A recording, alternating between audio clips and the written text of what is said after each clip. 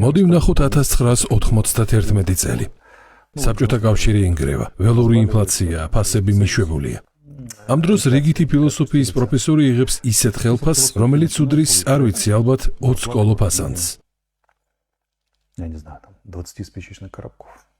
და ამასაც უგვიანებენ და არ უხდიან. სანამ ის მიდის, რომ ამ ხელფასით 10 პური და 2 ბოთლი არაყი იყიდოს, ინფლაცია ამ დროს ამ თანხასაც ჭამს.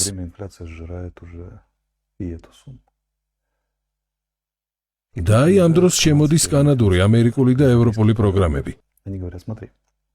ეუბნებიან, ჩვენ გვაქვს კოლონიური კვლევების პროგრამა. თვეში $300.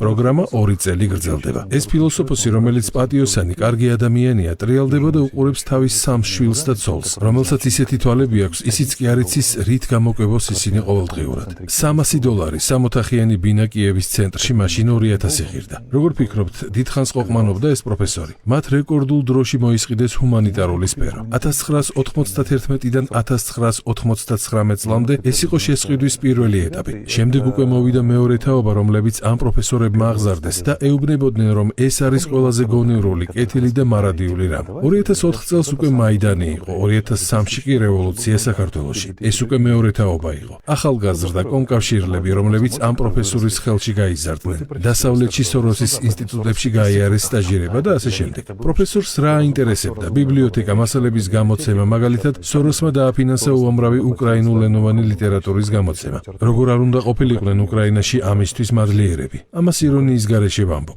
მათ მიეცათ შესაძლებლობა ებრძოლათ გონივრული, კეთილი და მარადიულისთვის. პარალელურად კი ასწავლიდნენ, აი გულაგი, აი წეული სტალინი, ძალადობა, გვალუების ცირკულარი და ასე შემდეგ. არჩევანი ცალსახა იყო, ადამიანები ვერ ხედავდნენ და ვერ იაზრებდნენ სხვა რამეს იმ დროს. პრაქტიკულად მხოლოდ ერთეულებს შეეძლოთ ამაზე არ წამოგებოდნენ. სულ ეს არის. შემდეგ კი ბაც და 2022 წელი. ეს უკვე აქტივისტების მეოთხე თაობაა. ესენი უკვე იმ პირველი პროფესორების შვილიშვილები არიან, რომლებიც იძულებულნი იყვნენ ეს გაეკეთებინათ.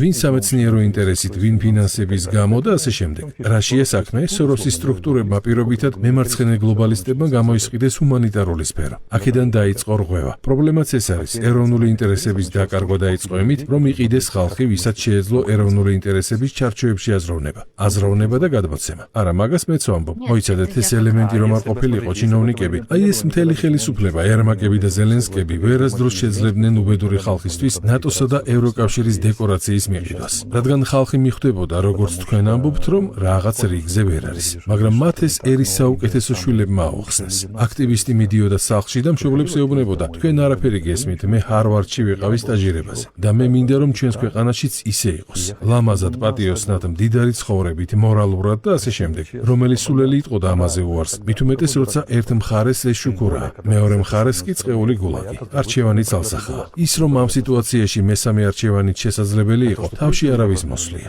რადგან ისინი იყვნენ უბედური, ნაწვალები ხალხი, როგორებიც ახლა არიან და მათ არაფერი ესმით და ვერაფერს ხედავენ. განათლება არ ყოფნით, ხედვა არ ყოფნით. მოდი გულწრფელად თქვათ, რამდენი დრო დაგჭირდა მე და შენ რომ გაგვეგო. არადა მწვანე ბიჭი არ ყოფილა.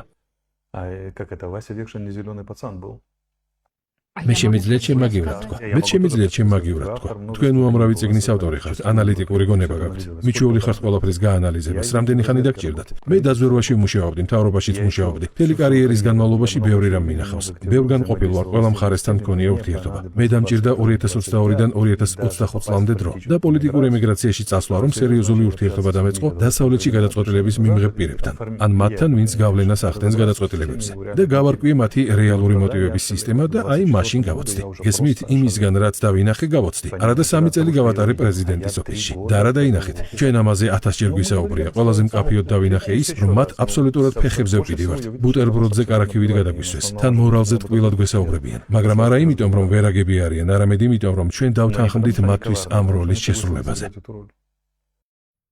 გამოიწერე და გაიგე ამბები ლიბერალური ცენზურის გარეშე.